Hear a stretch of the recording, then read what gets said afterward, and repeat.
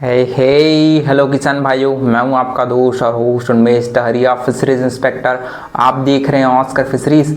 आज हम लोग बात करेंगे कि आप अगर नए किसान हैं तो मछली पालन आपको स्टार्टिंग से लेकर ख़त्म तक, मतलब हार्वेस्टिंग तक की क्या क्या स्टेप्स होते हैं जिनको प्रॉपर आप फॉलो करेंगे तो मछली पालन करना बहुत ही आसान हो जाता है।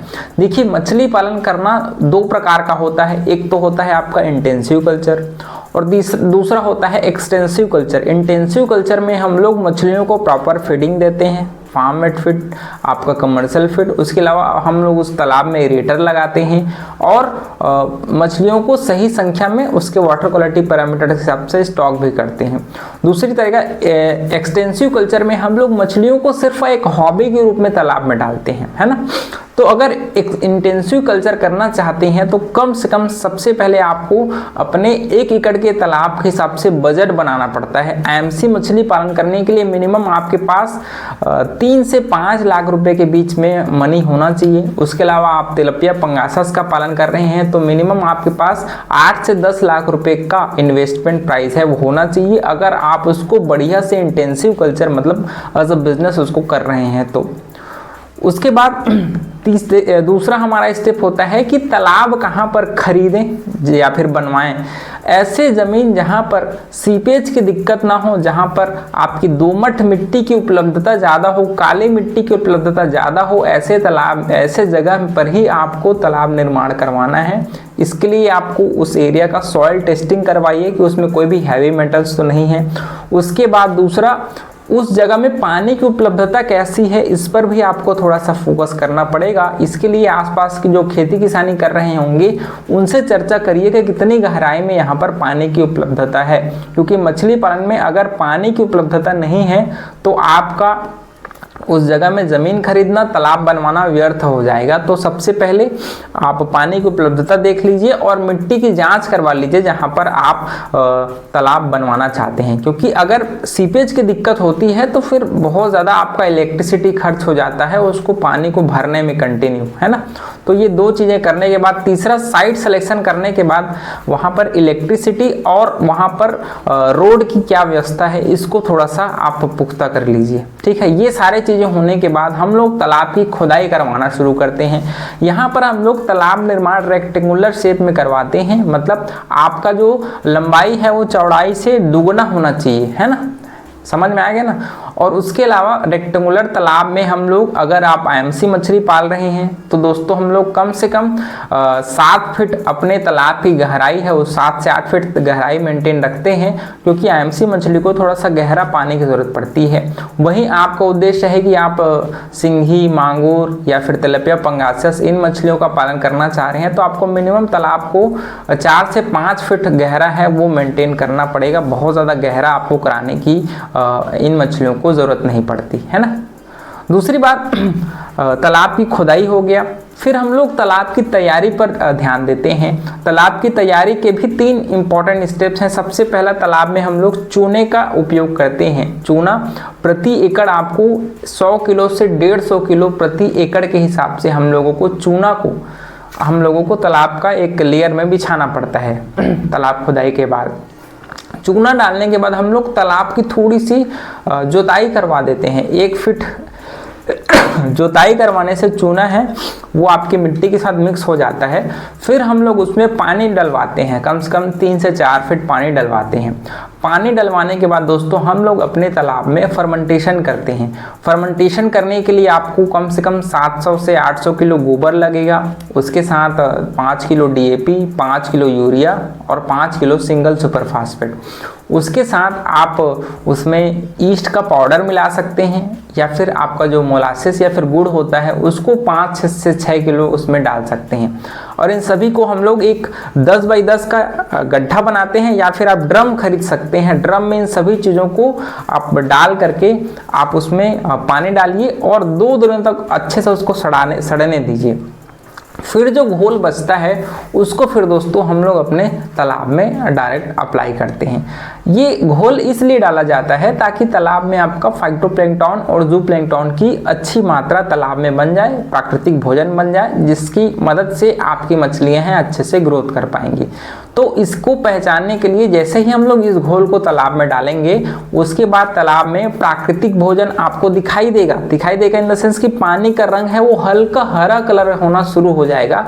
तब आपको समझ जाना है कि हमको अपने तालाब में मछलियों को छोड़ना है।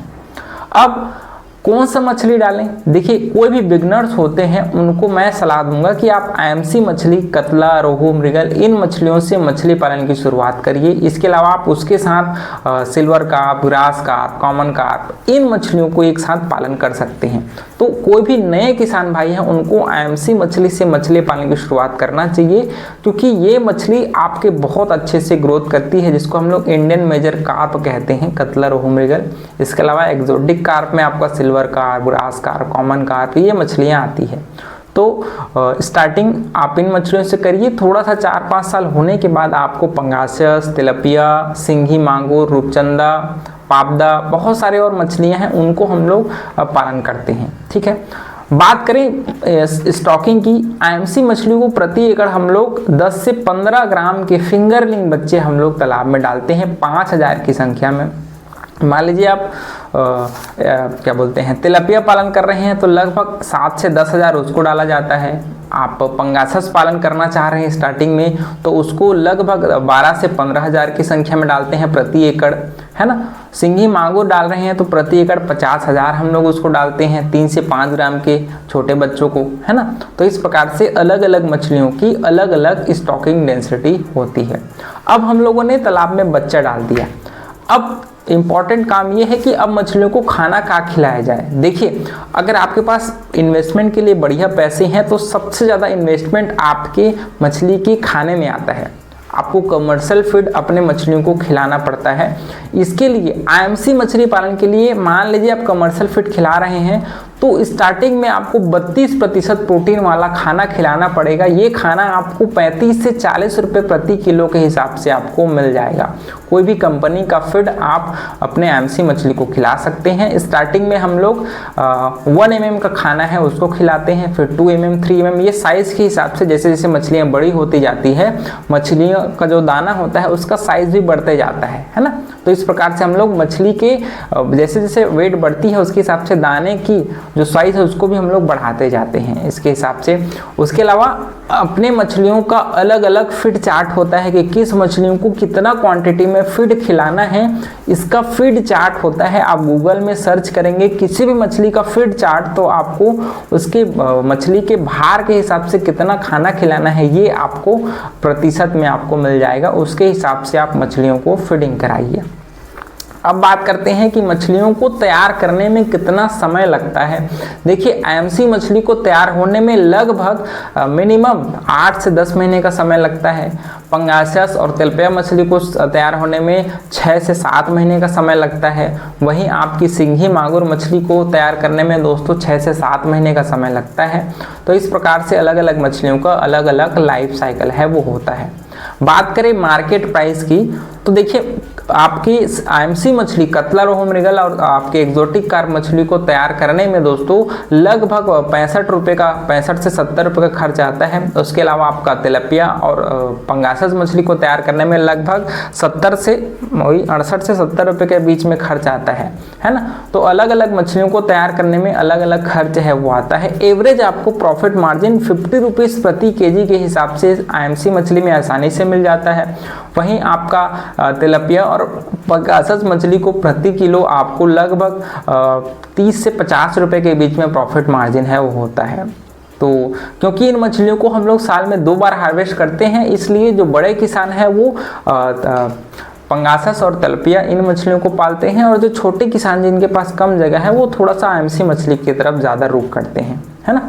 तो इस प्रकार से आप अपने मछलियों को आसानी से तैयार कर सकते हैं। तो किसान भाइयों, मैंने सबसे पहले आपसे डिस्कस किया कि तालाब का सबसे पहले साइट सिलेक्शन करना है, उसका सॉइल एंड वाटर टेस्ट करवाना है, फिर तालाब की खुदाई करवाना है रेक्टेंगुलर शेप में, फिर तालाब में फर्मेंटेशन करना है, फिर उसमें बच्चे स्टॉक करने हैं, बच्चों को फिर अच्छे कंपनी का दाना खिलाना है, फिर आपको उसके निश्चित काल में जब वो मछली 1 किलो साइज़ की होती है तब हम उसको हार्वेस्ट करेंगे, और फिर हम लोग उसका कैलकुलेशन करते हैं कि कितना आपने इन्वेस्टमेंट किया और कितना प्रॉफिट है वो आपने निकाला। तो अगर वीडियो पसंद आया होगा तो वीडियो को लाइक ज़रूर करिएगा। ऑस्कर फिशरीज पर नए हैं तो चैनल को सब्सक्राइब करना बिल्कुल मत भूलिएगा। मिलते हैं अगले वीडियो में, तब तक के लिए बड़ों को सम्मान करिए, छोटों को प्यार करिए और खुद का ढेर सारा ख्याल रखिए। Thank you, thanks for watching.